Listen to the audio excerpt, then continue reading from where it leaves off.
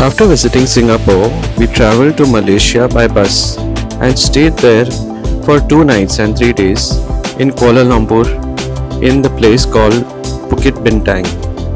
In this video, we will cover our itinerary and places we visited and where we stayed and things that we did while we were there. So this is the view of the bus from the inside. The bus had good facilities like a massage chair and a television, and we booked this bus on easybook.com, which was the Trans-Star Express bus, and we booked it after going through a lot of reviews online, and luckily it turned out to be a good choice because the journey was very comfortable. The roads are fantastic, and the bus halted at 3 places. One place to scan the passports, and the other place where there was immigration, which took some time, and also our baggage got checked. And then last in Malaysia, at a place where they halted for some food and snacks. So this is the bus entering into Malaysia. This is the view from our hotel Royal in Bukit Bintang, which we had checked in.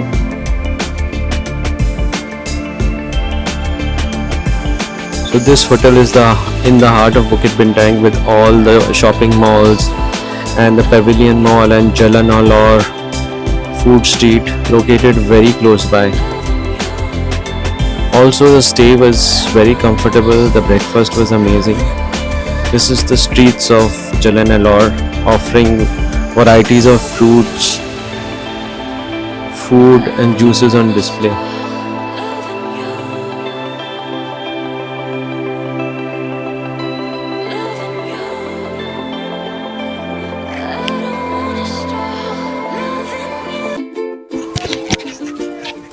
On day 5, we left Singapore and travelled to Malaysia in the morning by the Trans-Star Express bus from Lavender MRT, which dropped us at Berjaya Times Square, Bukit Bintang. The bus journey was amazing and the bus was on time. The bus picks you up and then takes you to their depot in Singapore, where they exchange the bus from the pickup bus to another bus that will drive you to Malaysia. Singapore to Kuala Lumpur distance is around 350 kilometers, which is around 5 to 6 hours, but the bus journey can take anywhere between 7 to 8 hours depending on the traffic, the line for immigration, and also it takes more time on the weekends. Bus started at around 8:44 am in the morning. We checked into our hotel at 4 pm in Kuala Lumpur and we stayed in Hotel Royal Kuala Lumpur, Bukit Bintang. We paid around 120 ringgit, that is around 2,760 rupees per person, and booked on easybook.com. They have a website and also they have an app. After the bus dropped us at Berjaya Times Square, we booked a taxi on Grab app and checked into our hotel in Bukit Bintang.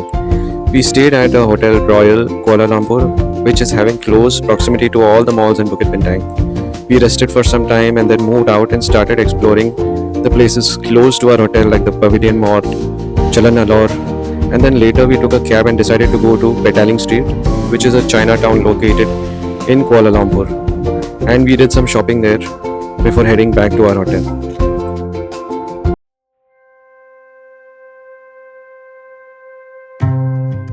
On day 2, we booked the Batu Caves and Genting Island tour on Klook. The vendor arranges a bus for the travelers and picks you up from your hotel. Then the bus takes you to the Batu Caves, which is around 30 minutes, 17 kilometers from Kuala Lumpur.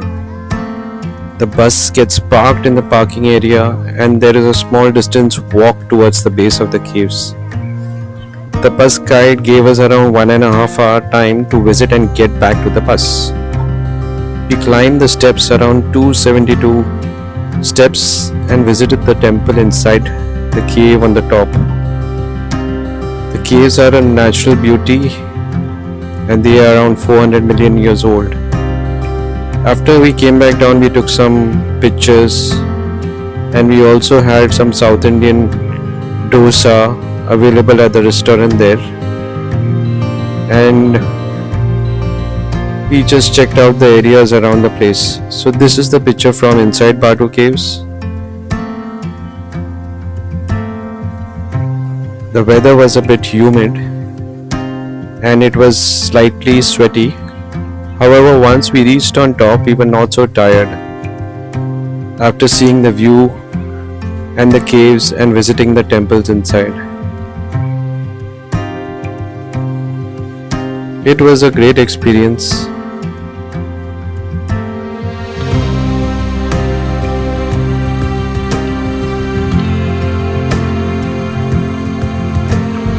So after the Batu Caves, the bus took us to Genting Island, which is around 40 minutes drive to the place.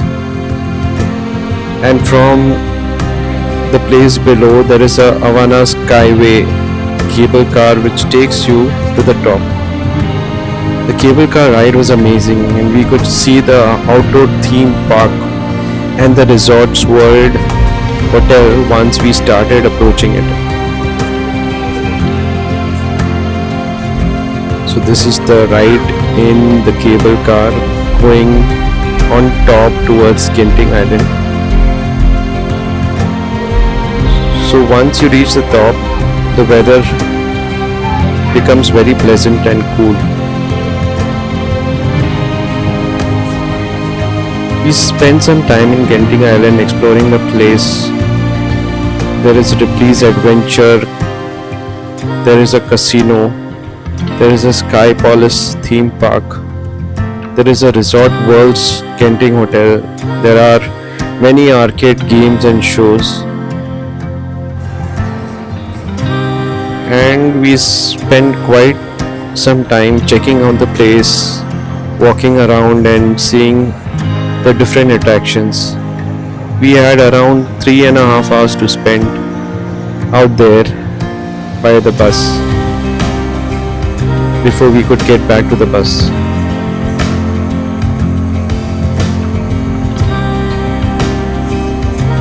So this is the view from the top through the glass of the Resorts World Hotel. We had gone to the lobby of the Resorts World Hotel to check out the place, and this hotel has the highest number of rooms in the world, which is around 7,351 rooms. These are the food outlets and some bakery items to eat. On our way back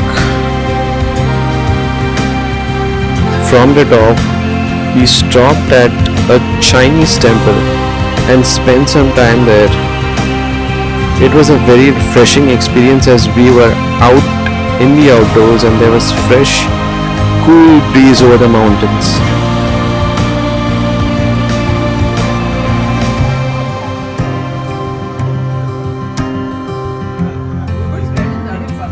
So this is the stop at the Chinese temple, and you can see the backdrop with the beautiful clouds, and this is a sitting Buddha, and this is the Chinese temple in the backdrop. We took some amazing pictures, and the weather was also very pleasant and windy. Later on, we came back and we headed to the Petronas towers at night to take some photos, and we also saw the fountain show at Surya Mall in the evening.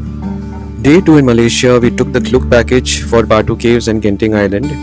We spent the first half at Batu Caves, and the second half the same bus took us to the Genting Island before dropping us back to our hotel. Cost per person is around 31 USD, which is around 2,600 rupees. Batu Caves is around 272 steps to reach the main cave section, and then later we went to Genting Island, which is like a resort. After returning back, we took some rest and then we went to see the Surya Mall and Petronas towers close to our hotel by the cab. They have the fountain show there at around 8, 9 and 10 pm, and the Petronas towers was lit up in the night, so we were able to take some pictures. We had our food at Surya Mall in the food court and then walked our way back to the hotel via this underground tunnel which connects the Surya Mall to Bukit Bintang.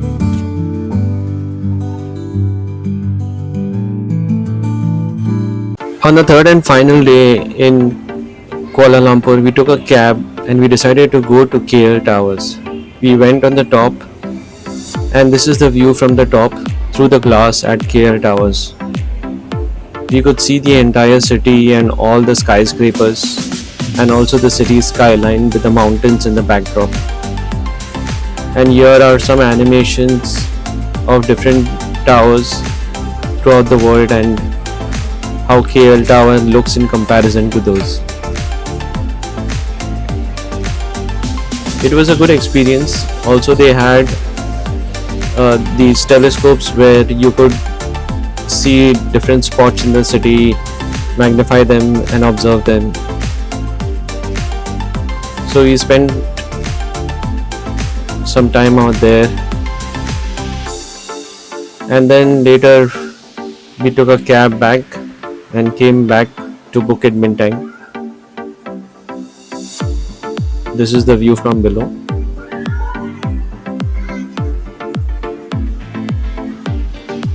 After spending some time in Bukit Bintang again, then we took the cab to the airport. It was 1 hour's distance, and this is our final day with the sunset at KL airport before heading back to Mumbai. On day 3, we checked out of the hotel. We packed our bags and left the luggage at the reception of the hotel, and then we took a cab to go to see the KL Towers. The KL Towers cost us around $12 per person. We spent around an hour having a view of the city from the top of the KL Towers. After visiting KL Towers, we headed back to our hotel and did some shopping around the Bukit Bintang area. This was our final shopping in Malaysia. And then later we took the cab from Bukit Bintang to Kuala Lumpur airport, which was around 1 hour's distance, and it cost us approximately 2000 rupees, equivalent to 100 ringgit. And then we had to take the flight back to India at around 8 pm in the evening. So this is how we spent our final day in Malaysia.